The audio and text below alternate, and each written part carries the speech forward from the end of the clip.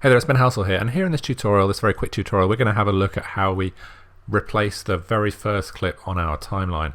So if you've ever tried to do this, then you might have noticed that with the select tool, when we try and kind of move a clip to the beginning, it's going to bump everything out of place, and if you've got different layers set up, it might do some very strange things indeed. So I'm going to do this using the position tool with two steps that are really easy to do. So we're going to grab our position tool.